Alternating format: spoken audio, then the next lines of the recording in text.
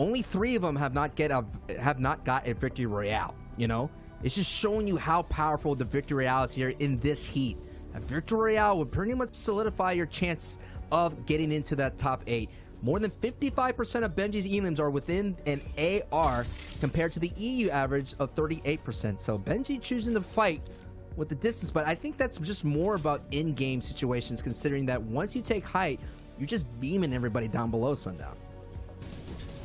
Yeah, and it seemed like such a fairy tale story. Again, they were second after the second game, kind of third after that third, and then just they had a victory royale, falling down. And it makes it that much more difficult. And now fighting here in sweaty stands, but that's Versa, and we've seen they have plenty of troubles getting out of this early game. Shakedown coming through, as well as the damage to make sure they end up getting all of that storm surge. It's something we've talked about. Have to min max when you're given the ability to, because we've seen teams. No one wants to end up fighting in that wild card match where you can end up potentially against someone who has the capability of doing what Mongrel does, and that stat's gross, Sancho. Absolutely. When Mongrel gets at least 4 elims, he wins 90% of his games. And to kind of reflect that stat into other sports, that's like saying if, you know, LeBron James gets a triple-double in any of his games, then most likely his Laker team will win. And we know every trio out here has those pop-off moments, and we're all twiddling our thumbs. I mean, Shia was scared, and he was saying he was nervous. I was scared. Sundown, you were saying, nah. These boys got it. And right now, they're showing and proving to let everybody know, especially out there in the Twitterverse, chill. We got this, bro. We got this.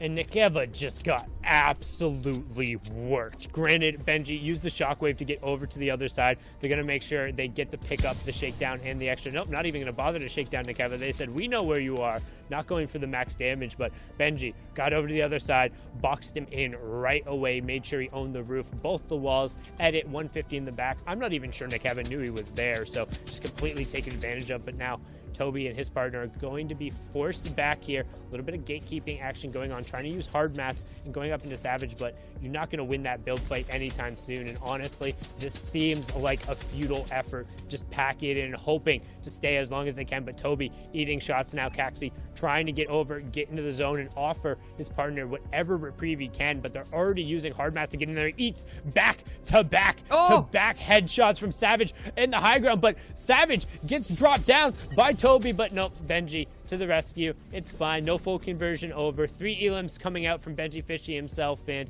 he gives you a little bit of the emote too, letting you know that sometimes you got to roll with those punches. Yeah, he's saying, say it ain't so. It is so for Benji's trio. They're looking really strong.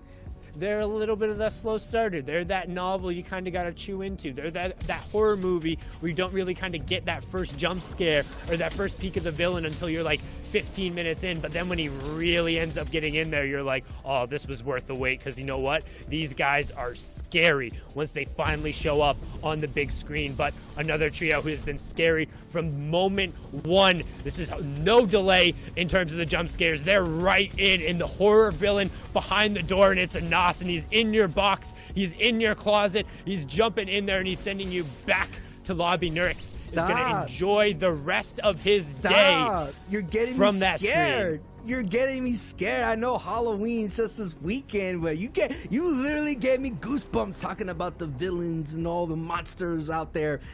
Wow, 79 points is just like, what happened there from like game 1 through 4 doesn't even matter anymore. They could get the job done in 2.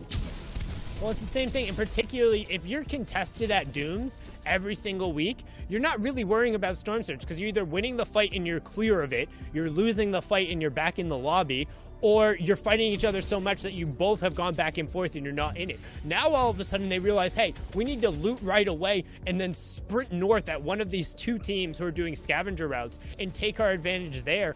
Now all of a sudden, once they're able to execute on the game plan, it takes 1 game for them to know the fact they have to do that. It takes maybe 2 or 3 games for them to kind of actually get that going. But then all of a sudden, game 5 victory royale, and now game 6 sitting on 5 elims already and hunting for number 6. And this is the type of Benji, Lecce, and Savage that we want to see in Europe. This is the Benji, Lecce, and Savage that can be dangerous in grand finals, but they need to secure top 8, and this is the way they're going to do it.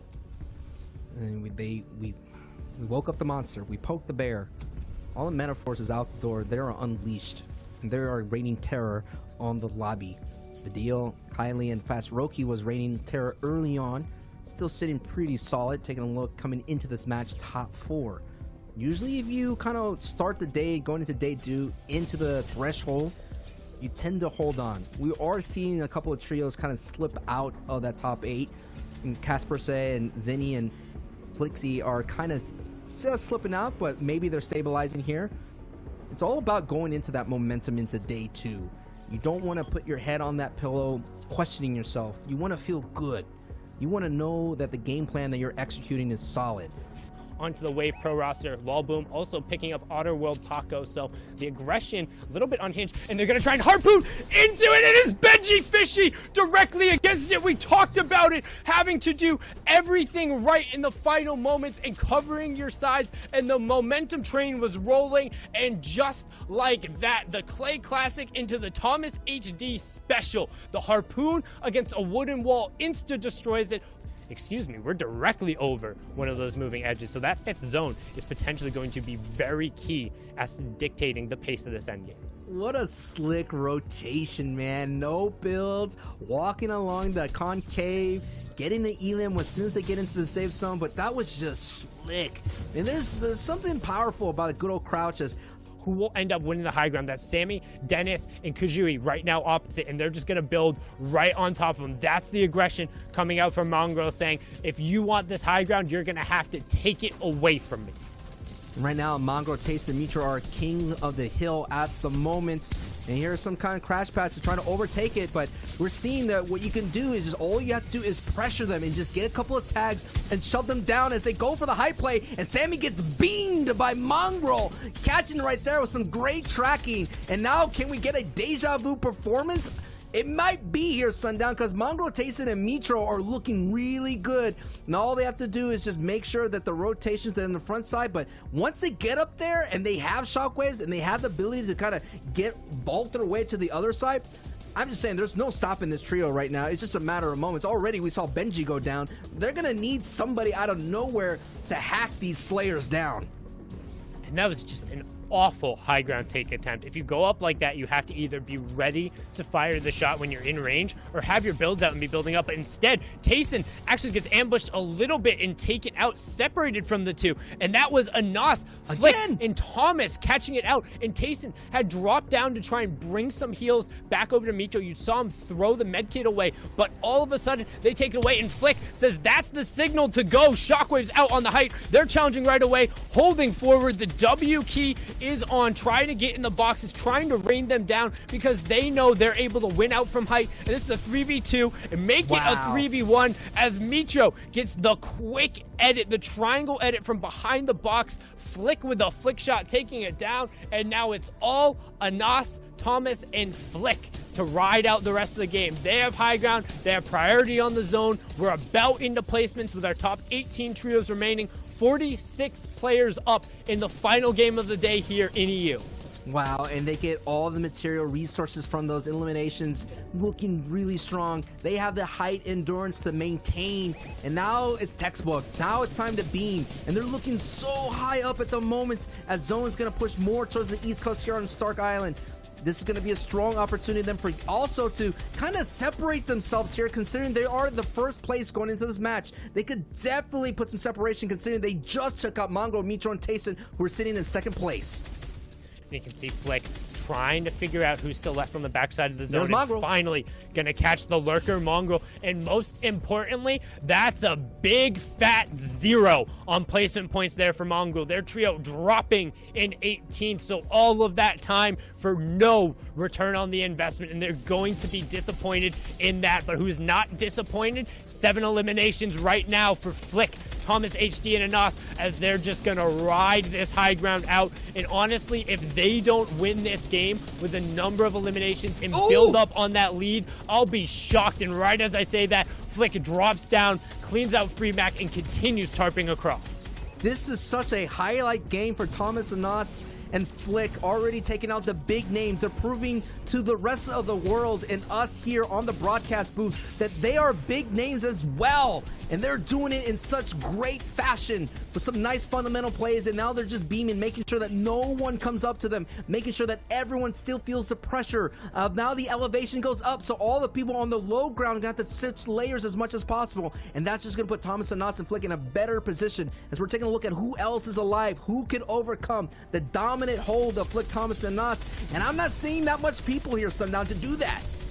There's no one. They effectively, they have won this game. They have to choke this game away. The question is, how many eliminations can they get? When they took high ground away before they knocked out Mitro, they had 5. Now they're already pushing into 10, stretching that lead. And also, don't forget, every single bullet they're raining down is being unanswered. The zone is pulling back. They don't even have to worry about completing their tarp. That's going to unlock Flick. He's been throwing down shockwaves to use aggressively. We have our top 10 trios, but now it's about hunting. It's about opening up that lead. It's about trying to guarantee a top 8. We're into our top 10 now here in the final game of EU, and it's all Flick, Anas, and Thomas HD as they just open up the lead, open up the floodgates, and let the points come pouring in. And they're opening up a big can of elims, going to it right here, right now. They pretty much told everybody, not so fast. We're going to have a great performance in what I labeled the Nightmare Before Grands, one of the most dangerous heats put together. So many big names, so many decorated champions here fighting here today as Flick gets some nice tags and he's going to go ahead and retreat. But that doesn't worry because Thomas and Anas have pretty much a strong position, and now Flick goes all the way to the front side, and he's just basically now has a moment to breathe because he's sitting in height and he can go back down. But hey, Wakey and Snappy, they're popping up in the elim feed. Vidal popping up as well. So there's a lot of trios out there solidifying their top 8 at the same time.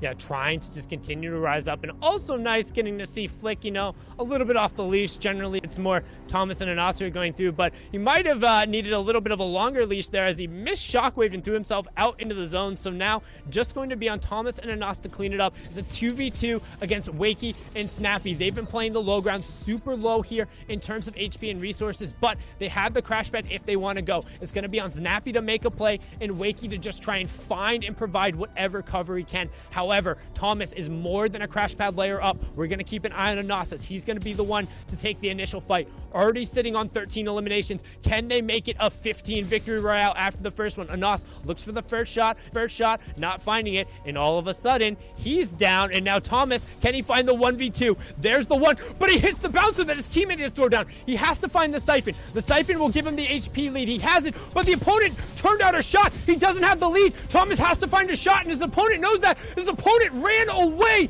and Thomas HD and Co. with the 14 elims choke the last game, and Snappy, Wakey, and Twitch, Michael, FNR are able to clutch up from the low ground and steal away match number 6. Easy, recognizable names. They got themselves the victory royale. They did. Sometimes, you know what? You make a mistake, and it just happens. You know what?